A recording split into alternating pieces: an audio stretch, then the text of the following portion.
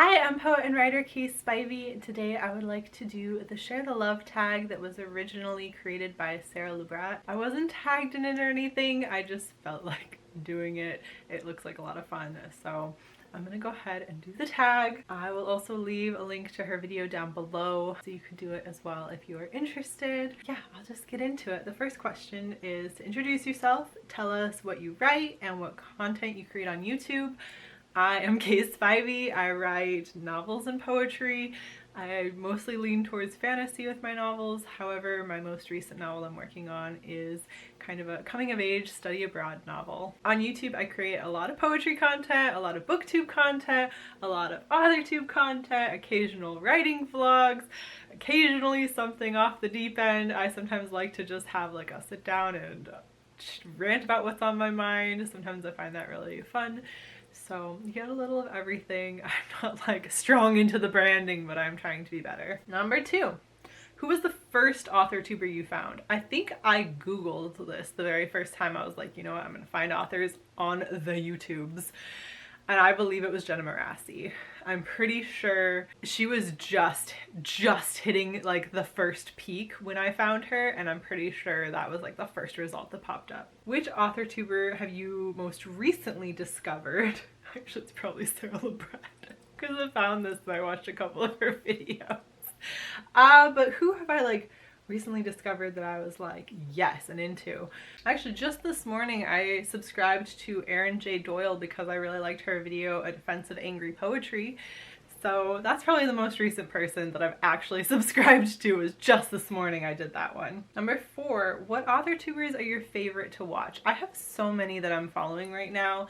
There are some that are like instant watches. Lyselle Samberry and Alexa Dunn. Kat Cho I really like watching. And oh my goodness, there are people who also don't say that they're Authortubers who absolutely are. I think Francina Simone is one of those, although she hasn't posted in a little while. There is also, I have to look back, I follow too many people, I can't remember everybody. Kate Kavanaugh I love watching. I love Marissa Mohi, Ecofictology, Jen Campbell. There's probably like a lot more of them that I'm missing, and people who kind of are more cross-genre like I am, or who don't call themselves Authortubers, but that's a good number of people so far, right? What is your favorite kind of Authortube video to watch? This depends a lot of what I'm in the mood for. I like poetry content a lot, but I know that it tends to be considered more booktube. Sometimes I'm really in the mood for a writing vlog, and sometimes I need some information. I think I like Alexa Dunn's style of talking, where she's just like, I just got this wealth of industry knowledge and I'm just gonna tell you all the facts. I enjoy that. I also enjoy Jenna Marassi's style of just like, here are things that I'm going to present as truths that are a little bit more opinions, and you're like, cool, I'll enjoy some of that. I enjoy people talking about like, this is how I got an agent, or this is why I chose to self-publish. I feel like it's not like a type of content that I like the most. It's like how certain people do certain types of content that I really enjoy. I mean, a lot of YouTube is like a visual talky medium. The way people present themselves, sometimes you just like click with the way a person is, and they can just like be hanging out and you just really enjoy watching them. Some people edit better, some people speak better. Like, everyone's got their strengths and weaknesses, and there are videos by people that I'm just like, I'm not gonna keep watching your vlogs, but I'll watch your other content. So it's a little case by case. Do you have a favorite Authortube video? Like a single one? Out of all the Authortube videos I watch? Like one that I made?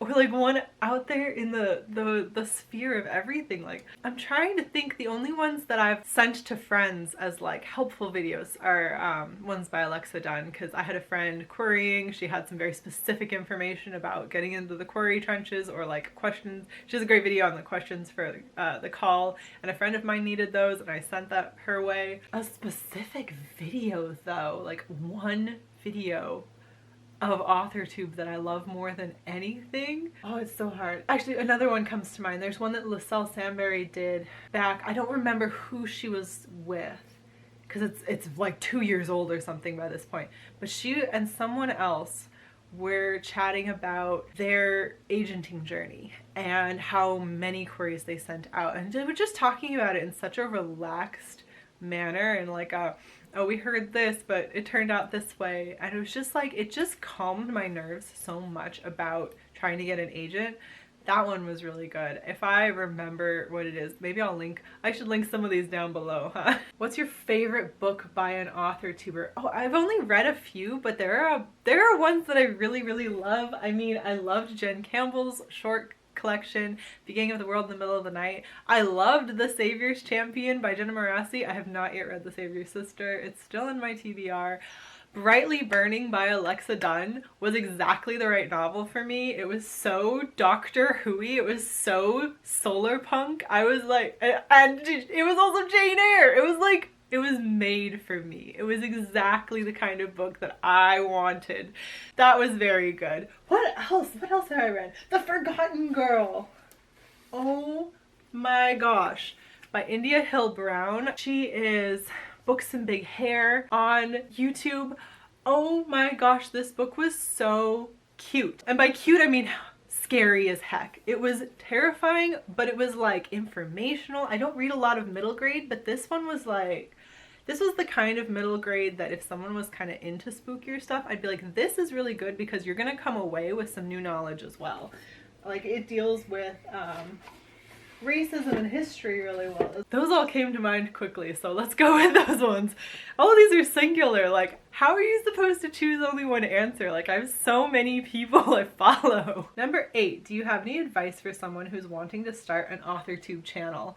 I would say you are going to grow faster if you choose a very specific niche. However, you're going to burn out faster if you box yourself into a specific niche. You should start off making videos about things you are interested in and about knowledge that you possess, and do it in a format that feels comfortable to you, and then keep going with it. You're probably going to have like 1 to 20 subscribers for an awful long time. It took me, what, like 2-3 years to get 100 subscribers. Once you hit a certain point though, you will start to grow. Like, it's going to take a long time. You can't predict what kind of like sudden burst you're going to have. Things that can really help you are having really good lighting, having better sound. Those are things that draw people in quickly. Kind of networking within the community can draw people in quickly, but you're just gonna have to keep at it. You're just gonna have to decide on content that you enjoy making and continue making that content. Yeah, you might not get any traction, and it might be for years that you don't get any traction, but I'm gonna tell you, my current most popular video is, I think it's 7 Mistakes New Poets Make.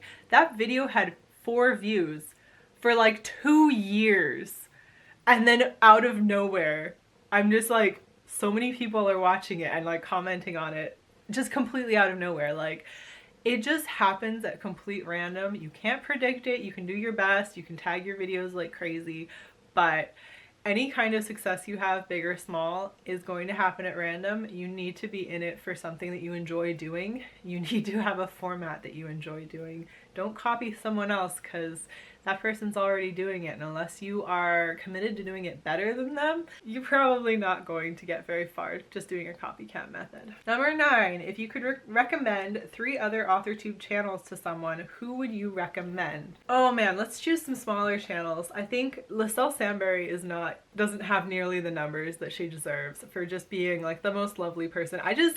She just makes me happy. She just seems like such a lovely person. It just seems like we would get along. And she is currently, I believe, selling her 2nd novel.